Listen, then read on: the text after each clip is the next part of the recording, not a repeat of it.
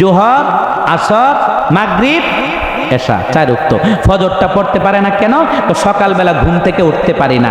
এরকম পাবলিক আছে নাকি নাই? যদি আপনি চান ফজরের নামাজটা আদায় করবেন, জামাতে হোক বাসা বাড়িতে একা হোক, এটা যদি চান অবশ্যই আপনাকে আমাকে কয়েকটি গুরুত্বপূর্ণ কাজ করতে হবে। 1 নম্বরে কাজ হলো আপনাকে নিয়তটা সহি করতে হবে যে আগামীকাল আমি অবশ্যই ফজরের নামাজ আদায় করব, ঠিক কিনা বলেন? কারণ বুখারী শরীফের হাদিস, আল্লাহ রাসূল সাল্লাল্লাহু আলাইহি ওয়াসাল্লাম বলেছেন, ইন্নামাল আ'মালু বিন্নিয়াত, নিয়তের উপর সব কাজ ফলাফল নির্ভরযোগ্য হয়। সুবহানাল্লাহ। আপনি যেমন নিয়ত করবেন, নিয়তের উপর আপনার ফলাফল নির্বাচিত হবে, ঠিক কিনা বলেন? এজন্য নিয়ত করবেন, এতদিন আমি ফজর নামাজ পড়তে পারি নাই, কিন্তু হুজুরে বলে গিয়েছে আজকে কয়েকটা কাজ করলে ফজর নামাজ পড়তে সহজ হবে, আজকে আমি ফজরের নামাজ পড়ব ইনশাআল্লাহ। 1 নম্বর কাজ কি? সহি নিয়ত করবেন যে আগামীকাল অবশ্যই আমি ফজরের নামাজ আদায় করব, 1 নম্বর। 2 নম্বর হলো রাতের বেলা যত তাড়াতাড়ি সম্ভব একটু আগে ঘুমানোর চেষ্টা করবেন। যদি ঘুমানোর আগে কানের মধ্যে হেডফোন লাগাইয়া গান শোনেন, নাটক দেখেন, সিনেমা দেখেন, আপনি ফ্রি ফায়ার খেললেন, খেলতে খেলতে মোবাইল টিপতে টিপতে ফেসবুক টিপতে টিপতে আপনি রাত 12টা 1টা 2টা বাজাইলেন, তাহলে তো ফজরের নামাজ আপনার কাজা হবে, ছুটে যাবে, এটা স্বাভাবিক, ঠিক কিনা বলেন? এজন্য 2 নম্বরে গুরুত্বপূর্ণ আমল হলো যত তাড়াতাড়ি সম্ভব, যেমন আজকে আমাদের এখানে মাহফিল হয়েছে, আমাদের আজকে একটু দেরি হবে, এটাই স্বাভাবিক, ঠিক কিনা বলেন? রেগুলার তো আর এখানে কি মাহফিল হবে? হবে না। রেগুলার তো আমাদের জরুরি কাজ থাকতে পারে না। এজন্য যত তাড়াতাড়ি সম্ভব এশার নামাজ পড়ে খাওয়া দাওয়া শেষ করে একটু হাঁটাহুটি করে, পাইচারি করে, একটু হাঁটাহুটি করে ইনশাআল্লাহ একটু ছেলে মেয়ে পড়াশোনা করলে তাদেরকে শর্টকাট পড়াশোনা কমপ্লিট করে তাদেরকে নিয়ে তাড়াতাড়ি ঘুমাইতে যাবেন, কারণ আগামীকাল আপনাকে আমাকে ফজরের নামাজ আদায় করতে হবে। 2 নাম্বার। 3 নাম্বার কাজ হলো ঘুমানোর আগে পাক পবিত্র হয়ে ঘুমাইতে যাবেন, অর্থাৎ উজু অবস্থায় ঘুমাইতে যাইবেন ইনশাআল্লাহ। যে কয়েকটি কথা বলবো এগুলো যদি অ্যাপ্লাই করেন ইনশাআল্লাহ পরের দিন ফজরের নামাজের সময় আপনাকে কেউ ডাকতে হবে না, আপনি নিজে নিজে ডাকতে পারবেন। সুবহানাল্লাহ। 3 নাম্বার কি বললাম? সকালবেলা যদি ফজরের নামাজ পড়তে চান 3 নম্বরে কাজ হলো উজু অবস্থায় ঘুমাইতে যাইবেন। আনফরচুনেটলি যদি রাতের বেলা আপনার মৃত্যু হয় তাহলে উজু অবস্থায় পাক পবিত্র অবস্থায় ঘুমানোর কারণে আপনার মৃত্যুটা শহীদি মৃত্যু হবে, বলুন সুবহানাল্লাহ। 3 নম্বরে কি? উজু করা। 4 নম্বরে আমল হলো আয়াতুল কুরসি পড়া, একবার আয়াতুল কুরসি পড়া। হাদিস শরীফের মধ্যে বলা হয়েছে কেউ যদি রাতের বেলা ঘুমানোর আগে আয়াতুল কুরসি পড়ে ঘুমায় তাহলে রাতের বেলা সারাক্ষণ যতক্ষণ আপনি ঘুমানো থাকবেন রহমতের ফেরেশতারা আপনার শিয়রে বসে আল্লাহর কাছে শুধু বলতে থাকবে, আল্লাহ আপনি তাকে মাফ করেন, আপনি তাকে ক্ষমা করেন, আপনি তার উপর দয়া করেন, আপনি তার পেরেশানি দূর করেন, আল্লাহ আপনি তার ঋণ থেকে বাঁচার ব্যবস্থা করে দেন, আল্লাহ আপনি তার ইমানে, এলেমে, হায়াতে, রিজিকে সব কিছুতে আপনি বরকত দান করে দেন, বলুন সুবহানাল্লাহ। তো আয়াতুল কুরসি পড়ে ঘুমাইলে ফেরেশতারা আপনার পক্ষে হয়ে আল্লাহর কাছে ক্ষমা চাইবে, সুবহানাল্লাহ। এজন্য আয়াতুল কুরসি পড়ে ঘুমানো দরকার আছে নাকি নাই? বলতে পারেন হুজুর আমি তো পারি না, আপনাদের জন্য পরামর্শ হলো মোবাইলে শুনবেন, কিংবা আপনার স্ত্রী পারে বউরে বলবেন স্ত্রী একটু আয়াতুল কুরসি শোনাও ঘুমানোর আগে, কিংবা আপনার ছেলে পারে, পুত্রবধূ পারে, আপনার মেয়ে পারে, আপনার আব্বা আম্মা পারে, আপনার ভাই বোন যেই পারে তাদের কাছ থেকে একটু শুনবেন একবার ঘুমানোর আগে, তাহলে আপনি পড়লে যে সওয়াব হতো, আমল হতো, ইনশাআল্লাহ আপনি কারো থেকে শুনলেও আমলটা হয়ে যাবে। আরেকটা হলো কেউ পারে না কিন্তু মোবাইলে আয়াতুল কুরসি লেখলে, এখন ঘরে ঘরে ওয়াইফাই, ঘরে ঘরে টাচ মোবাইল আছে নাকি নাই? এজন্য আয়াতুল কুরসিরা ঘুমানোর আগে কমপক্ষে একবার শুনবেন, এই আমলটা করবেন। তারপর হলো ইখলাস, ফালাক, নাস, কুল হুয়াল্লাহু আহাদ, কুল আউযু বিরাব্বিল ফালাক, কুল আউযু বিরাব্বিন নাস। 3টা সূরা পড়বেন। কয়বার করে? 3 বার করে পড়ে সমস্ত শরীরটা একটু মাসেক করবেন, কারণ ইবলিস শয়তানটা আপনার শরীরে লাগিয়ে রয়েছে, এটারে দূর করতে হইব, কারণ ইবলিসটা আপনার সাথে আসি বিদায় সকালবেলা ফজর নামাজটা পড়তে পারেন না। এখন ইখলাস, ফালাক, নাস পড়া ইবলিসটা আপনার থেকে দূর করতে হবে তো নাকি? দূর করে সমস্ত সে মাসেক করবেন। 3 বার করে 3টা সূরা পড়বেন, এই আমল। তারপর কি করবেন? কুল ইয়া আইয়ুহাল কাফিরুন কয়বার? একবার পড়বেন। প্রত্যেকটা সূরাই পড়বেন বিসমিল্লাহ সহকারে। বিসমিল্লাহির রহমানির রহিম, কুল ইয়া আইয়ুহাল কাফিরুন, ঘুমানোর আগে একবার পড়বেন। দয়াল নবী রাসূলুল্লাহ সাল্লাল্লাহু আলাইহি সাল্লাম বলেছেন, যারা ঘুমানোর আগে আয়াত কুল ইয়া আইয়ুহাল কাফিরুন অর্থাৎ সূরাতুল কাফিরুন একবার পড়বে, আল্লাহ রাব্বুল আলামিন তাকে আগামী দিন ঘুমানোর আগ পর্যন্ত কয় ঘন্টা? 24 ঘন্টা। আজকে যদি এখন ঘুমাইতে যান, আবার আগামীকাল ঘুমাইতে আসলে সময় কয় ঘন্টা? কয় ঘন্টা? 24 ঘন্টা। আল্লাহ রাসূল সাল্লাল্লাহু আলাইহি ওয়াসাল্লাম বলেছেন, আল্লাহ তাআলা তাকে আগামীকাল ঘুমানোর আগ পর্যন্ত এই 24 ঘন্টা সূরাতুল কাফিরুন একবার পড়ার কারণে আল্লাহ তাআলা তাকে সব ধরনের শিরকি কুফরি কর্মকাণ্ড থেকে আল্লাহ তাকে সম্পূর্ণভাবে নিরাপদে রাখবেন। বলুন সুবহানাল্লাহ। এই পৃথিবীতে সবচাইতে বড় গুনাহ কোনটা? শিরকি গুনাহ, ঠিক না?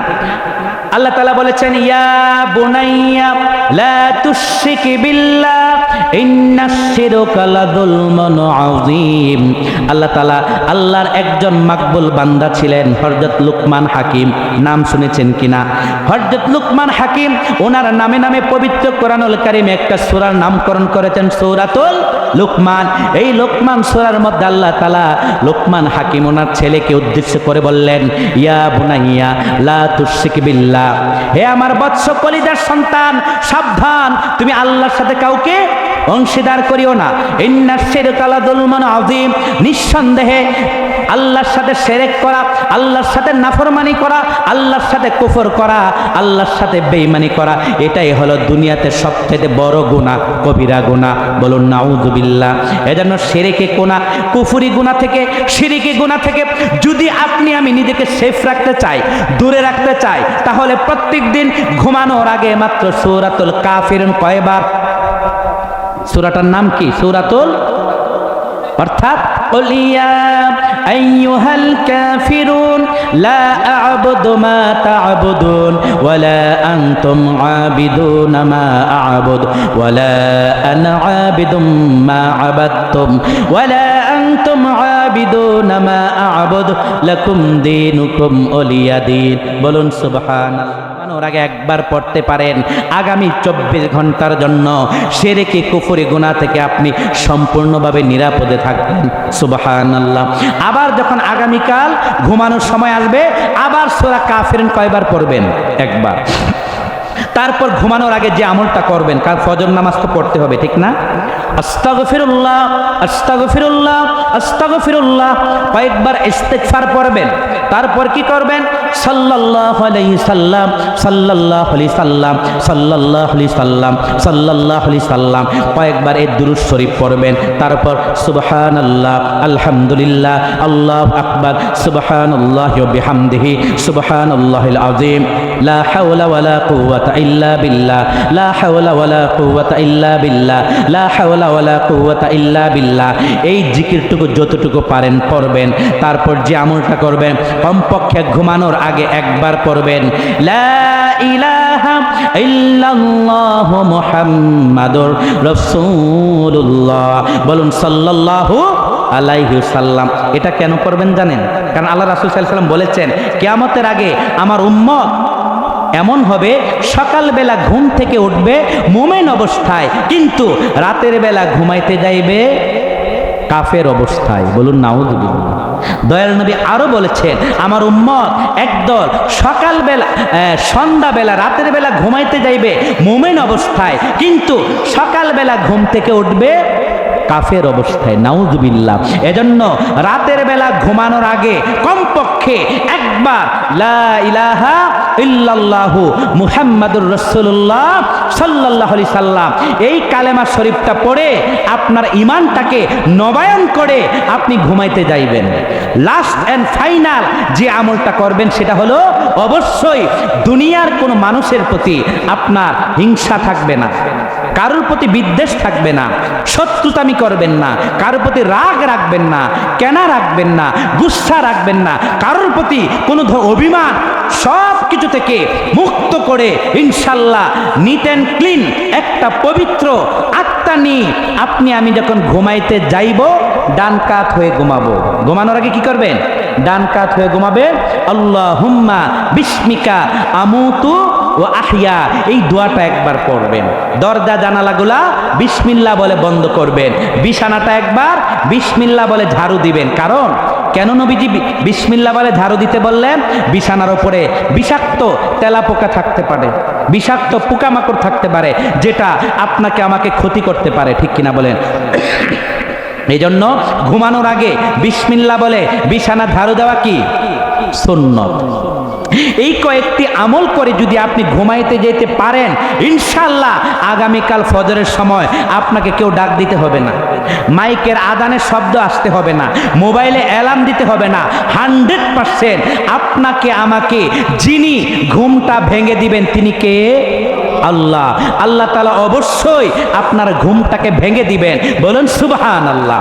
এজন্য ঘুমানোর আগে যদি চান আগামীকাল ফজর নামাজ পড়ব, আর যদি চান না আগামীকাল ফজর নামাজ পড়ব না, তাহলে এই আমল করার প্রয়োজন আমি মনে করি না।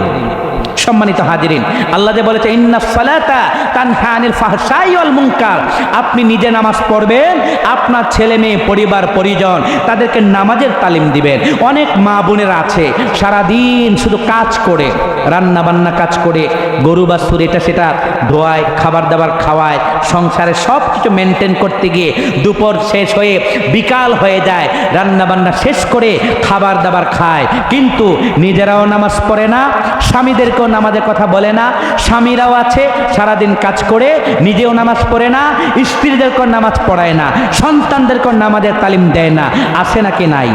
আগেকার মানুষ সকালবেলা ঘুম থেকে উঠে মাটির ঘর, ভাঙা ঘর, কুড়ে ঘর ছিল, মাটির মধ্যে পাটি বিছাইয়া ফজর নামাজ পড়ে সুসুর করে আউযু বিল্লাহি মিনাশ শাইতানির রাজিম বিসমিল্লাহির রহমানির রহিম ইয়াসিন ওয়াল কুরআনিল হাকীম ইন্নাকা লামিনাল মুরসালিন আলা সিরাতিম মুস্তাকিম তানজিলাল আজিজির রহিম লিতুনযিরা কওমান মা উনযিরা আবাউহুম ফাহুম গাফিলুন। সাদাকাল্লাহুল আযীম।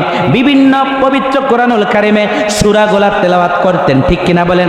আর এখন সকালবেলা দেখা যায় মানুষের ঘরে ঘরে নাক ডাকাডাকি,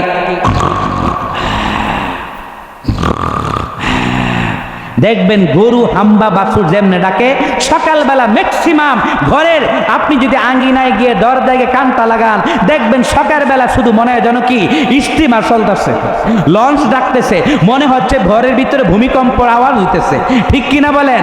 কিন্তু আগেকার মানুষ নিরক্ষর ছিল, গরিব ছিল, কালো ছিল, এত আলেম ওলামা ছিল না, এত পিসাব ছিল না, এত মসজিদ ছিল না, এত বয়ান ছিল না, এত মাহফিল ছিল না, মানুষ এত টাকা পয়সা ছিল না, এত দামি দামি খাবার দাবার ছিল না, কিন্তু মানুষগুলা ফ্রেশ ছিল, মানুষের অন্তরটা ছিল সাদা, বাহ্যিক সুরত ছিল কালো, কিন্তু ভিতরটা ছিল কি সাদা।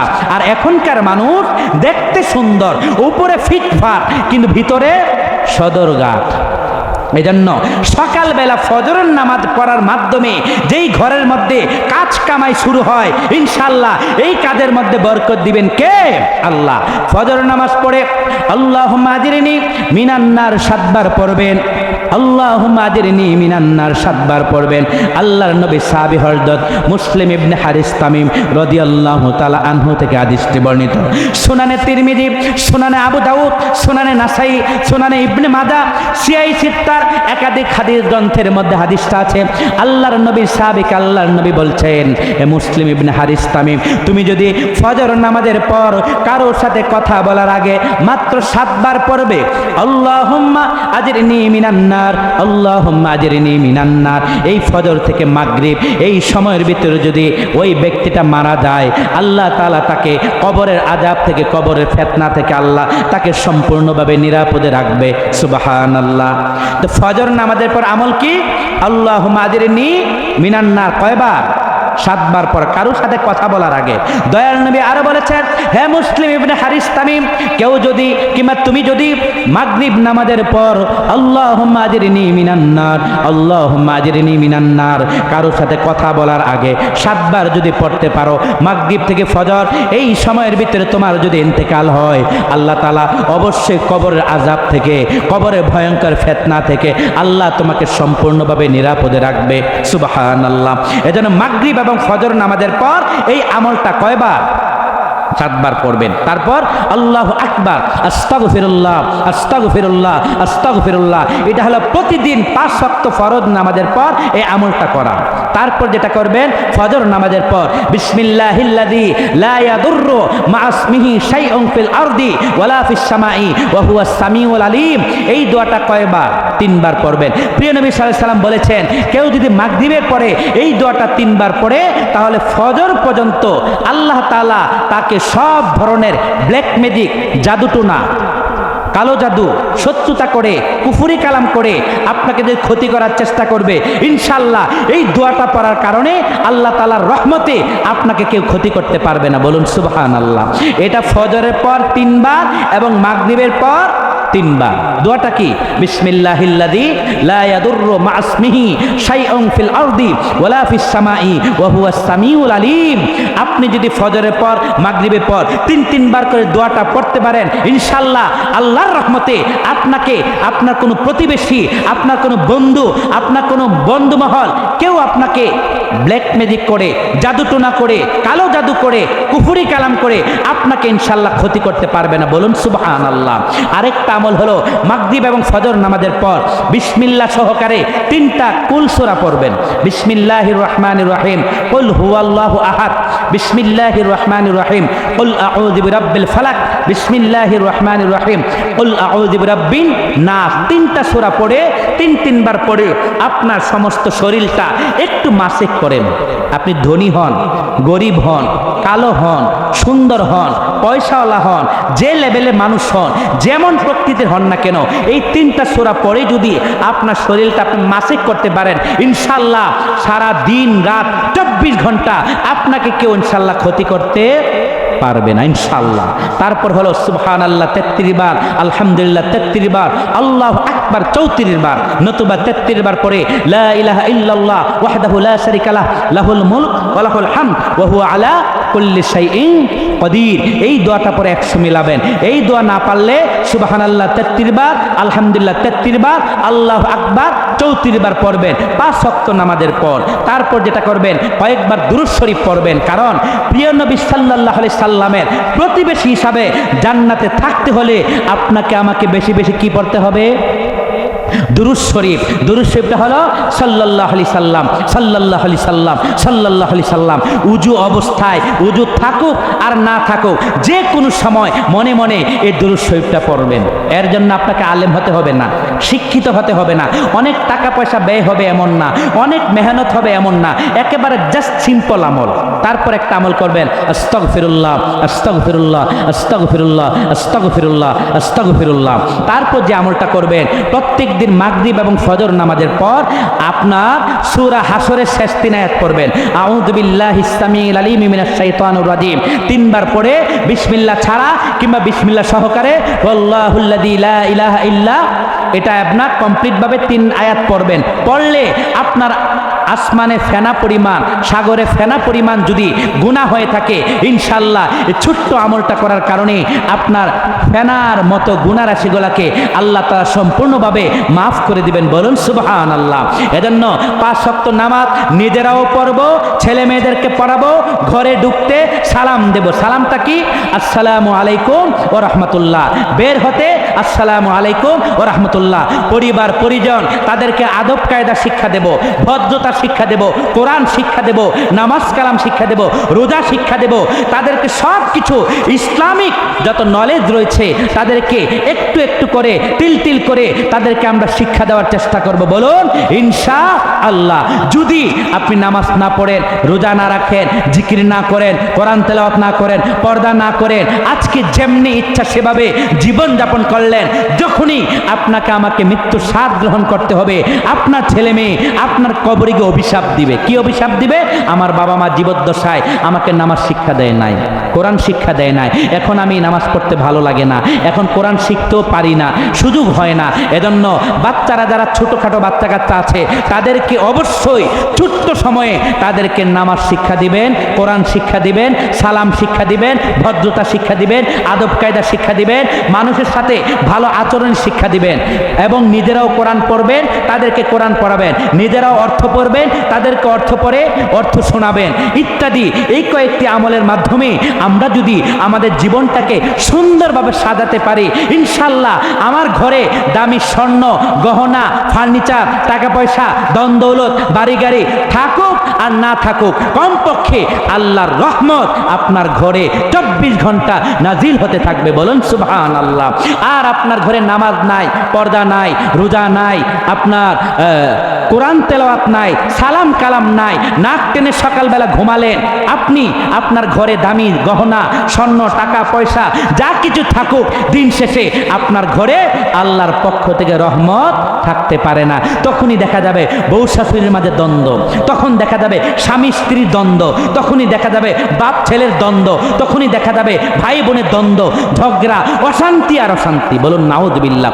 আল্লাহ তাআলা আমাদের সকলকে 5 ওয়াক্ত নামাজি হওয়ার তৌফিক দান করুন। আমরা বলি আমিন। আমাদেরকে সব ধরনের সুদ ঘুষ হারাম জেনা ব্যভিচার পরকিয়া সব ধরনের free fire PUBG Likee TikTok সব ধরনের ইয়াবা ফেন্সিডিল গাঁজা মদ সব ধরনের শিরিকি কুফরি ভণ্ডামি সব ধরনের অপকর্ম থেকে আমাকে আপনাকে আমাদের সকলকে আমাদের মহল্লাকে আমাদের খিলাইলপাড় লক্ষ্মীপুর গ্রামের নিবাসী সবাইকে আল্লাহ পরিপূর্ণ হেফাজত করুন। আমরা সকলেই বলি আল্লাহুম্মা আমিন।